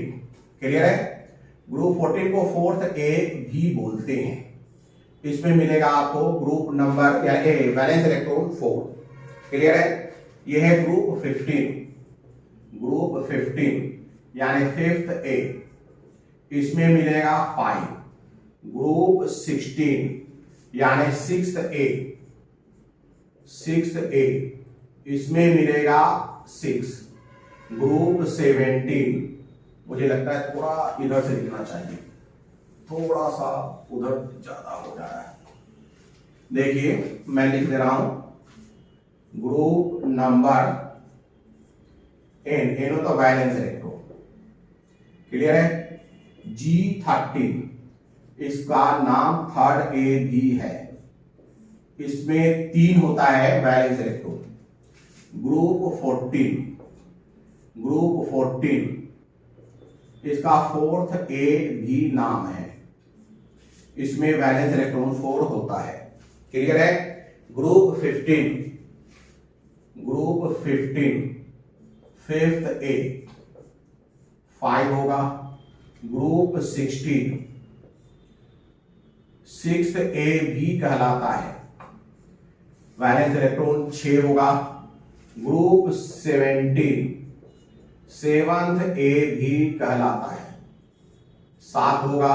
क्लियर है, ग्रुप 18 में को हम ग्रुप 18 को 8th ग्रुप करते, इसमें कोई ए नहीं लगाते, या एट्थ ए हो जाएगा, और 0 भी करते हैं, 0 ग्रुप भी, इसमें हो जाएगा 8। लेकिन एक एक्सेप्शन भी है, एक्सेप्शन के तौर पर बात करें, एक्सेप्शन में एक हीलियम है अपना, यहां हीलियम, इसमें n का वैल्यू 2 होगा, इसमें n का वैल्यू 2 होगा। बात समझ में आ रही है कि नहीं? अब देखिए ग्रुप 13 में कौन कौन है, boron, aluminium, gallium, indium, thallium.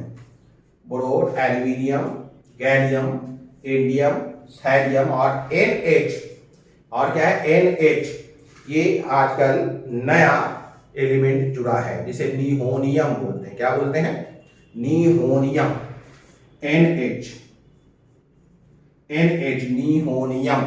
ये सब तो क्लासिकल है, boron, aluminium, gallium, indium, thallium, बहुत जमाने से है, बट ये नया है, निहोनियम। ठीक है, ये ग्रुप क्लासिफिकेशन में सबका नाम वगैरह सब याद करना ही है। Carbon, silicon, germanium, tin, lead. अब इसमें एक नया जुड़ा है जिसे हम कहते हैं फ्लोरोवियम, फ्लोरोवियम, FLERVO, फ्लोरोवियम, FLEROVIUM, फ्लोरोवियम। क्लियर है? इसे हम FL से इंडिकेट करते हैं, इसे हम FL से इंडिकेट करते हैं। अब क्या है अपने पास? Nitrogen, phosphorus, arsenic, antimony, nitrogen, phosphorus, arsenic, antimony, bismuth. ये भी नया है, निहोनियम, फ्लोरोवियम भी नया है। इसके बाद मॉस्कोवियम आया है। ठीक है, इसे हम MC से इंडिकेट करते हैं, मॉस्कोवियम। क्लियर है? ये सब P ब्लॉक के एलिमेंट्स हैं, कहीं कोई दिक्कत? ठीक है, अब इसके बाद देखिएगा oxygen, sulphur, selenium, tellurium, polonium, ये सब तो पुराने एलिमेंट्स हैं। उसके बाद, ठीक है, उसके बाद लिवर्मोरियम यानी LV आया है, लिवर्मोरियम, LV, ये भी एक नया है, ये सब हम लोग पढ़ेंगे। लिवर्मोरियम नया आया है, कहीं कोई दिक्कत? इसके बाद है fluorine, chlorine, bromine, iodine, astatine. ये भी बहुत पुराने एलिमेंट्स हैं, लेकिन आजकल एक नया एलिमेंट इस ग्रुप में भी जुड़ा है, जिसे हम कहते हैं टेनेसियम, टेनेसाइन कहते हैं। क्या बोलते हैं? टेनेसाइन, TS, टेनेसाइन, TS। क्लियर है? इसके बाद बच गया हीलियम नियोन। तो हीलियम अपना इसके ऊपर है, यहां हीलियम लिख देते हैं, यानी फ्लोरीन के ऊपर है। फ्लोरीन के साथ है neon, helium neon, argon, krypton, xenon, radon. तो ये helium neon, argon, krypton, xenon, radon पुराने हैं, लेकिन आजकल एक OG आया है। ठीक है, ओर्गेनोसॉन, ओर्गेनोसॉन, इसे हम OG लिखते हैं, ओर्गेनोसॉन। तो इतने P ब्लॉक के एलिमेंट्स हैं। अब इसमें हम लोग 1 by 1 चेक करेंगे। ठीक है, इसमें हम लोग 1 by 1 चेक करेंगे कि ग्रुप 13 में, ग्रुप 14 में कितना ऑक्सीडेशन स्टेट्स होगा। ये लिख लिया आपने। अब हम ग्रुप 13 की बात करते हैं, 1 by 1 शुरू करते हैं। ग्रुप 13 की बात की जाए, ग्रुप 13 का मैं आपको बता दूं कि वैलेंस इलेक्ट्रॉन यानी N का वैल्यू 3 है।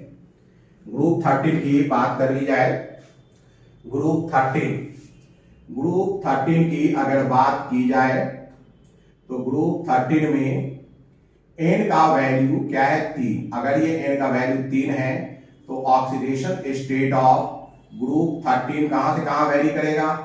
3 - 8, क्योंकि 3 - N to N है ना, तो 3 - 8 to 3, यानी कि -5 to 3, इतने ऑक्सीडेशन स्टेट की संभावनाएं होंगी इसमें, ग्रुप 13 में। ये जो -5 है मिनिमम ऑक्सीडेशन स्टेट है, ये मिनिमम ऑक्सीडेशन स्टेट कहलाएगा। मिनिमम यानी कम से कम जो ऑक्सीडेशन स्टेट होगा वो ये है मिनिमम ऑक्सीडेशन स्टेट, और ये maximum oxidation state, maximum oxidation state, maximum oxidation state, ये है मिनिमम ऑक्सीडेशन स्टेट और ये है मैक्सिमम ऑक्सीडेशन स्टेट। क्लियर हो गई बात? आगे चलिए ग्रुप 14 की बात करते हैं। ठीक ग्रुप 13 के तरह ही ग्रुप 14 पर हम लोग बात कर सकते हैं। ग्रुप 13 के ही तरह ग्रुप 14 पर बात की जा सकती है। अगर हम ग्रुप 14 की बात करें तो वही हो जाएगा ऑक्सीडेशन स्टेट ऑफ ग्रुप 14 कितना हो जाएगा? Is equal to N, N यहाँ 4 है, -8 टू एन यानी 4, यानी कि -4 टू +4 ये हो जाएगा। -4 यानी मिनिमम, ये मिनिमम ऑक्सीडेशन स्टेट है, +4 मैक्सिमम ऑक्सीडेशन स्टेट है। ये अपना मैक्सिमम ऑक्सीडेशन स्टेट हो जाएगा। ग्रुप 15 की भी बात कर लें। ग्रुप 15 का मतलब है ऑक्सीडेशन स्टेट ऑफ G15, मतलब हो गया 5 है ना, 5 - 8 टू +2 5, यानी कि -3 टू +5। ये अपना हो गया, ये हो गया मिनिमम, ये मिनिमम ऑक्सीडेशन स्टेट, ये मैक्सिमम ऑक्सीडेशन स्टेट, ये मिनिमम ऑक्सीडेशन स्टेट, ये अपना मैक्सिमम ऑक्सीडेशन स्टेट। अब ग्रुप 16 की बात कर लें। ग्रुप 15 के बाद ग्रुप 16 की बात कर ली जाए। ग्रुप 15 के बाद ग्रुप 16 की बात की जाए। ग्रुप 16 का मतलब है ऑक्सीडेशन स्टेट ऑफ G16 कहां से कहां हो जाएगा, 6 है इसमें, तो 6 - 8 टू 6, ठीक है, दैट मीन्स -2 टू +6, -2 टू +6, ये अपना मिनिमम ऑक्सीडेशन स्टेट है और ये अपना मैक्सिमम ऑक्सीडेशन स्टेट है। ग्रुप 17 की बात कर लीजिए। ग्रुप 17 की बात करिए तो ग्रुप 17 में oxidation state of group 17, oxidation state of group 17 की बात की जाए तो हो जाएगा 7 - 8 टू +7, है कि नहीं, यानी कि -1 टू +7, -1 टू +7। बात समझ में आ रहा है कि नहीं। यहां पर ग्रुप 17 पर कुछ डिस्कस किया जाए। ग्रुप 17 का मतलब है, ध्यान दीजिएगा, ग्रुप 17 का मतलब है, ग्रुप 17 का मतलब है fluorine, chlorine, bromine, iodine. Group 17 का मतलब है fluorine, chlorine, bromine, iodine, astatine and O G यानी ऑर्गेनॉन, है ना, ये भी है, ध्यान दीजिएगा। Fluorine is the most electronegative element in the periodic table. Most electronegative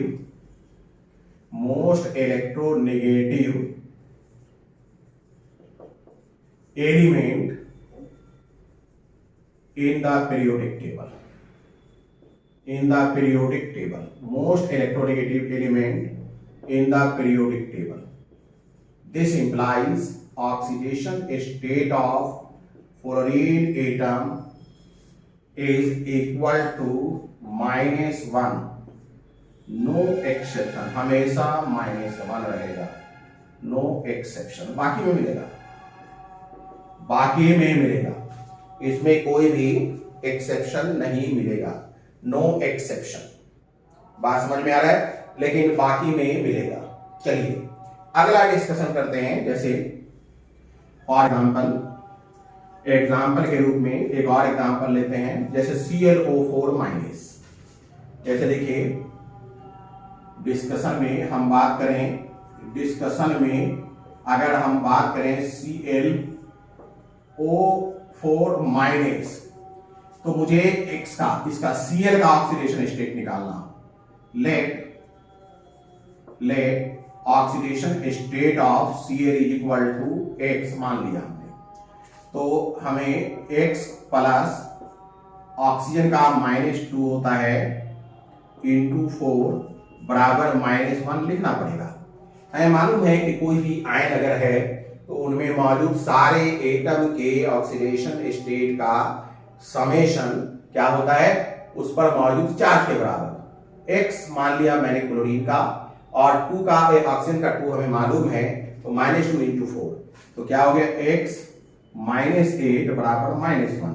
so x is equal to -1 plus 8 बराबर +7। तो आप देख रहे हैं कि इस केस में oxidation state of chlorine atom अपना +7 भी निकला है। तो सीधी सी बात है कि फ्लोरीन इसमें हैलोजन में या आप कहिए सेवंथ ग्रुप सेवंथ की बात अगर करें तो ऑक्सीडेशन स्टेट -1 से लेकर +7 तक वेरी कर सकता है। ठीक है, डिटेल तो बात और होगी ही होगी, लेकिन ऑक्सीडेशन स्टेट निकालते वक्त ये ध्यान दीजिएगा। बट केस अगर फ्लोरीन का है तो हर हाल में क्या हो जाएगा, फ्लोरीन का अगर केस है तो हर हाल में ये ध्यान दीजिएगा कि वो -1 होगा, उसमें कोई +1 या +2 या +3 ऐसा कुछ नहीं होगा। एक और जो है नोट करके ध्यान देने लायक बात है, in case of binary compound, देखिएगा, in case of binary compound of halogen, in case of binary compound of halogen, in case of binary compound of halogen, binary compound of halogen, binary compound का मतलब होता है compound made up of 2 types of atom. Binary compound का मतलब होता है compound made up of 2 types of atom, types not 2, 2 संख्या नहीं मैं बोल रहा, 2 टाइप्स कर रहा हूं, compound made up of 2 types of atoms. Clear है? तो अगर बाइनरी कंपाउंड हैलोजन का बन रहा है तो oxidation state of halogen is equal to minus. In this case क्या हो जाएगा, this implies oxidation state of halogen atom is equal to -1। ये जो बाइनरी कंपाउंड है इसे हम हेलाइड कहेंगे, दैट इज हेलाइड, हेलाइड के केस में, दैट इज हेलाइड। जैसे एग्जांपल के रूप में देखिए, फॉर एग्जांपल HCl, यहां पर ऑक्सीडेशन स्टेट ऑफ क्लोरीन हो जाएगा -1। NaCl, oxidation state of chlorine हो जाएगा -1। क्लियर है? MgBr2, oxidation state of bromine, oxidation state of bromine is equal to -1। तो इस तरीके से NaI sodium iodide, oxidation state of I is equal to -1। तो बाइनरी कंपाउंड अगर मिलेगा तो उसमें क्या हो जाएगा, -1 इसका ऑक्सीडेशन स्टेट हो जाएगा। चलिए अब ग्रुप 18 की भी बात कर ली जाए। ग्रुप 18 में क्या हो जाएगा, हीलियम को छोड़ दें, हीलियम की बात अगर हटा दें तो बाकी जो है उनके ऑक्सीडेशन स्टेट कहां से कहां तक वेरी करेंगे, बताइए भाई। 0 to +8, 0 to +8 ग्रुप 18 की बात की जाए तो ध्यान दीजिएगा, oxidation state of G18 is equal to हो जाएगा 0 8 to 8, यानी कि 0 to +8। क्लियर है? यही वैरी करेगा। जैसे एग्जांपल के रूप में देखिए, XeO4 ज़ेनॉन टेट्रा ऑक्साइड कहलाता है, इसे हम कहते हैं ज़ेनॉन टेट्रा ऑक्साइड बोलते हैं, ज़ेनॉन टेट्रा ऑक्साइड। इसका अगर हम ऑक्सीडेशन स्टेट निकालें और X मान लें, ठीक है, और ऑक्सीजन का -2 × 4 कर दें बराबर 0 कर दें, तो X - 8 बराबर 0 और X बराबर 8, ये क्या हो गया, oxidation state of xenon, oxidation state of xenon. तो आप ये देख रहे हैं कि अगर P ब्लॉक की हम बात कर रहे हैं, अगर P ब्लॉक की बात की जाएगी तो P ब्लॉक में ऑक्सीडेशन स्टेट वेरिएबल हैं, ग्रुप 13, 14, 15, 16, 17, 18 सभी में वेरिएबिलिटी देखने को मिलेगा। क्लियर हो गई बात? चलिए अब बात करते हैं oxidation state of D block element, ये भी वेरिएबल है, लिखिएगा oxidation state of D block element, ये भी वेरिएबल है। लिखेंगे हम oxidation state of D block element, oxidation state of D block element variable है, D ब्लॉक एलिमेंट।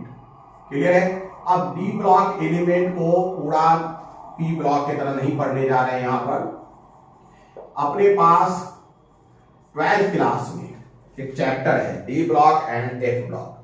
अपने पास 12th क्लास में एक चैप्टर है D block and F block. D block and F block में डी ब्लॉक एलिमेंट के हम oxidation state को, different oxidation state को इन डिटेल देखेंगे। ये एनसीईआरटी 12th में मौजूद है और ये हम पढ़ेंगे भी, लेकिन यहाँ अभी हम उतने एलिमेंट के ऑक्सीडेशन स्टेट जान जाएं जिसका हमें अक्सर देखने को मिलता है। जैसे अपने को आयरन की बात करें तो +2 और +3 मिलता है, +2 और +3 ऑक्सीडेशन स्टेट मिलता है। कोबाल्ट भी +2 और +3 देता है। कोबाल्ट की अगर बात करें तो वो भी +2 और +3 देता है। निकेल की अगर बात करें तो ये आमतौर पर जो जनरल ऑक्सीडेशन स्टेट है, जनरल ऑक्सीडेशन स्टेट में ज्यादातर जो मिलता है +2 मिलता है। ये सब जनरल ऑक्सीडेशन स्टेट की बात मैं कर रहा हूं। जनरल ऑक्सीडेशन स्टेट, ऐसा नहीं है कि बस यही होता है, और भी होता है। कॉपर की अगर बात करें तो जनरल ऑक्सीडेशन स्टेट की बात करें तो +1 और +2 अपने को मिलता है, +1 और +2 मिलता है। जेडन की बात करें तो +2 मिलता है, जिंक +2। जेडन की बात करें तो ये +2 मिलता है, ठीक है। अगर पोटाशियम की, मैंगनीज की बात करें, मैंगनीज की, तो ये +2 से, जनरल जो है +2 से +7 तक मिलता है, +2 to +7 तक मिलता है। अगर क्रोमियम की बात करें तो +2 to +6 तक मिलता है। तो ये सब अपने को याद रखना है। अब बात करते हैं oxidation state of sulphur in, oxidation state of sulphur लिखिए oxidation state of sulphur, oxidation state of sulphur लिखेगा। ऑक्सीडेशन अगला पॉइंट हो गया ना, ऑक्सीडेशन स्टेट ऑफ सल्फर। ऐसे तो सल्फर का वेरिएबल ऑक्सीडेशन स्टेट है, contain variable oxidation state, contain variable oxidation state, variable oxidation state. क्यों भाई वेरिएबल ऑक्सीडेशन स्टेट क्यों है? क्योंकि ये पी ब्लॉक का एलिमेंट है, contain variable oxidation state. Why variable oxidation state? ये पी ब्लॉक एलिमेंट है और ये oxygen, sulphur, selenium, tellurium, polonium यानी 6A का है या ग्रुप 16 का कहिए। तो ग्रुप 16 में चूंकि वेरिएबिलिटी है ऑक्सीडेशन स्टेट में, तो इनके भी वेरिएशंस मिलते हैं। क्लियर है? लेकिन अगर बात की जाए बाइनरी सल्फाइड, लिखेगा इन case of binary sulphide, in case of binary sulphide, binary sulphide, binary sulphide मतलब बाइनरी कंपाउंड, और बाइनरी कंपाउंड मतलब made up of only 2 types of atom. तो उसमें ऑक्सीडेशन स्टेट ऑफ सल्फर क्या हो जाएगा? हमेशा -2 होगा। In case of binary sulphide oxidation state of sulphur atom is equal to -2, right, -2 होगा। जैसे एग्जांपल के रूप में H2S, ये -2 होगा, ये +2 मैंने दोनों के मिल करके, Na2S -2, ठीक है। MnS, PbS बाइनरी कंपाउंड जहां होगा -2, PbS -2, ठीक है। तो इस तरीके से ZnS -2 इस तरीके से होगा। लेकिन इसमें भी एक एक्सेप्शन है, एक्सेप्शन के रूप में आप बाइनरी कंपाउंड में भी एक एक्सेप्शन याद रखिएगा, FeS2, FeS2। इसमें ऑक्सीडेशन स्टेट जो है -1 है, FeS2, oxidation state of sulphur atom is equal to -1, oxidation state of sulphur atom is equal to -1। चलिए एक और आखिरी पॉइंट्स के रूप में देख लें जो हमें याद रखना चाहिए। एक और आखिरी पॉइंट्स के रूप में देख लें जो हमेशा हमें याद रखना चाहिए। वो क्या है? वो ये है कि मेटल और नॉन मेटल के केस में मैक्सिमम और मिनिमम निकालने का तरीका कैसे होगा। ठीक है, देखिए अगर ऑक्सीडेशन स्टेट ऑफ मेटल है, मेटल की बात करें, ऑक्सीडेशन स्टेट ऑफ मेटल, ठीक है, हमेशा छोटा होगा ग्रुप नंबर से या बराबर होगा ग्रुप नंबर से, और ये हमेशा बड़ा होगा या फिर बराबर होगा 0 से, बड़ा होगा या बराबर होगा 0 से। मेटल में ग्रुप नंबर निकालने का तरीका आपको क्लासिफिकेशन ऑफ एलिमेंट्स में मिल जाएगा। और अगर oxidation state of non metal की बात करें, नॉन मेटल की बात करें तो ये जो है हमेशा छोटा या बराबर होगा किसके, ग्रुप नंबर के, यानी इस तरफ एक ही रहेगा ग्रुप नंबर के, लेकिन हमेशा बड़ा या बराबर होगा ग्रुप नंबर -8 के, ग्रुप नंबर -8 के। क्लियर है? यहां ग्रुप नंबर का मतलब है, यहां ग्रुप नंबर से क्या मतलब है, यहां ग्रुप नंबर से मतलब है ओल्ड क्लासिफिकेशन यानी AB वाले क्लासिफिकेशन से। क्लियर है? चलिए आगे जब हम कराएंगे तो बताते चलेंगे। ग्रुप नंबर का मतलब है AB वाले क्लासिफिकेशन से, second A, third A, fourth A जो मैंने लिखाया है उससे मतलब है। ठीक है, तो चलिए ये अपने को ऑक्सीडेशन स्टेट निकालने का तरीका मालूम हो गया। ये सब ऑक्सीडेशन स्टेट जब हम निकालेंगे तो देखेंगे कि कई किस्म के प्रॉब्लम्स भी अपने को मिलेगा। जब ये प्रॉब्लम मिलेगा तो उसे कैसे सॉल्व करेंगे। ये जो VSTH45 है इसमें हमने ऑक्सीडेशन स्टेट निकालने के तरीके को पढ़ लिया है, ऑक्सीडेशन स्टेट निकालने के तरीके को पढ़ लिया है।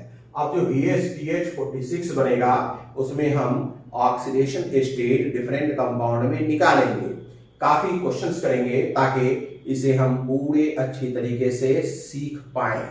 इसके बाद जब हम ऑक्सीडेशन स्टेट पढ़ लेंगे तो फिर अभी ऑक्सीडेशन स्टेट में बहुत सारी बातें पढ़नी है, जैसे ऑक्सीडाइजिंग एजेंट के कॉन्सेप्ट्स देखने हैं अभी, फिर देखना है बैलेंसिंग ऑफ रिएक्शंस देखना है, फिर इक्विवेलेंट वेट देखेंगे, फिर हम लोग दोबारा कंसंट्रेशन पर बात करते हुए तब टाइट्रेशन देखेंगे, तब जाकर ये अपना चैप्टर खत्म होगा। तो चलिए आज के सीरीज में VSTH45 में हमने डिटर्मिनेशन ऑफ ऑक्सीडेशन स्टेट देख लिया है, डिटर्मिनेशन ऑफ ऑक्सीडेशन स्टेट देख लिया है। उम्मीद है कि आप लोगों को ये अच्छा लगा होगा। अगर अच्छा लग रहा है तो लाइक, शेयर और सब्सक्राइब करिए। Good day, good day.